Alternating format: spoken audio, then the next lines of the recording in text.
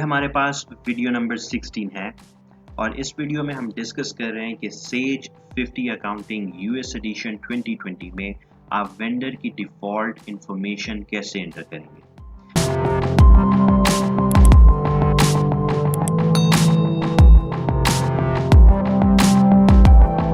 तो हमारे पास दो ऑप्शंस हैं। आप मेंटेन टैब पे क्लिक करें। मेंटेन टैब में हमारे पास थर्ड लास्ट ऑप्शन है विच इज़ डिफ़ॉल्ट इंफॉर्मेशन।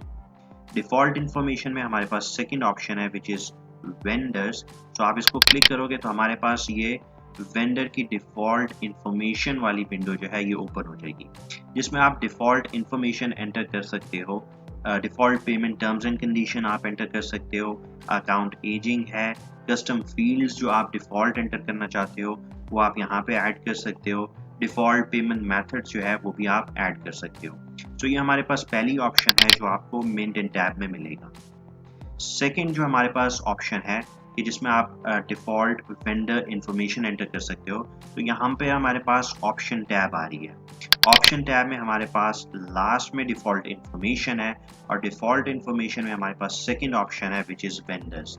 तो दोनों ऑप्शन सेम है, आप मेंटेन के थ्रू भी जा सकते हो और आप ऑप्शन टैब के थ्रू भी जा सकते हो। सो आप मेंटेन में गए, मेंटेन में हमारे पास डिफ़ॉल्ट इंफॉर्मेशन है, डिफ़ॉल्ट इंफॉर्मेशन में हमारे पास वेंडर्स है। सो ये विंडो ओपन होगी जिसमें आपने वेंडर्स की डिफ़ॉल्ट इंफॉर्मेशन एंटर करनी है। तो यहाँ पे हमारे पास पेमेंट टर्म्स आ रही हैं। सो पेमेंट टर्म्स में हमारे पास ये स्टैंडर्ड टर्म्स हैं। COD कैश ऑन डिलीवरी अगर आप सेलेक्ट करना चाहते हो तो आप ये सेलेक्ट कर सकते हो एज अ डिफ़ॉल्ट इंफॉर्मेशन। आपके पास प्रीपेड है। देन हमारे पास यहाँ पे शो हो रहा है due in number of days.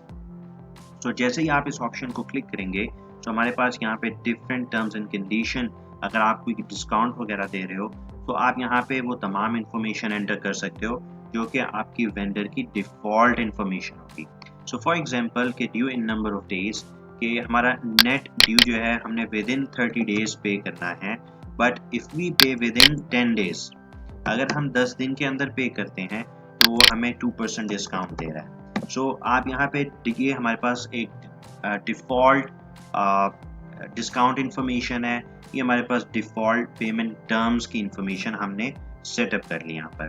उसके बाद आप यहाँ पे क्रेडिट लिमिट भी दे सकते हो कि इस सप्लायर ने कि जो हमें वेंडर्स हैं वो हमें क्रेडिट लिमिट जो दे रहे हैं वो लेट्स अज्यूम इट 100,000 है।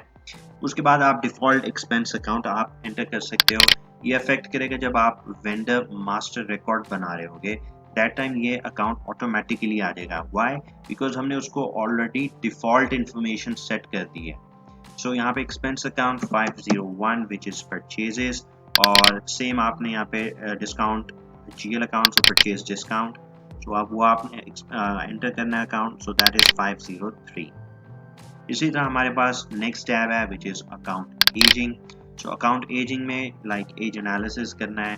सो एज इनवॉइसेस बाय आप इनवॉइस डेट पे रख सकते हो या ड्यू डेट पे रख सकते हो। सो हम डिफ़ॉल्ट ड्यू डेट को सेटअप कर रहे हैं और एजिंग 30 डेज़ है, 60 डेज़ है और 90 डेज़ है। तो ये हमारे पास स्टैंडर्ड इन्फॉर्मेशन है, इसको हम चेंज नहीं कर रहे। थर्ड टैब जो है वो कस्टम फील्ड है। अगर आपने कोई एडिशनल फील्ड खुद से सेटअप करनी है कि ऑटोमेटिकली जब आप वेंडर क्रिएट कर रहे हो सो ये default information automatically master record में आए, तो आप यहाँ पे कस्टम फील्ड अपने हिसाब से, अपनी रिक्वायरमेंट के हिसाब से आप एंटर कर सकते हो।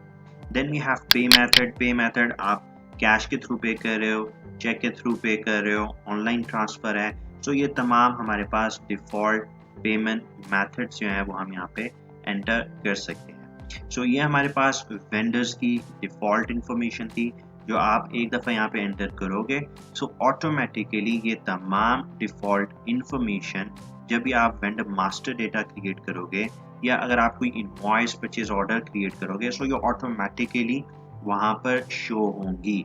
So that's why it is called vendor default, ये डिफ़ॉल्ट इंफॉर्मेशन होती है। होपफुली ये टॉपिक आपको क्लियर हो गया होगा। इससे रिलेटेड अगर आपके कोई क्वेश्चन है आप कमेंट सेक्शन में हमें कमेंट कीजिएगा, हम उसका रिप्लाई करेंगे।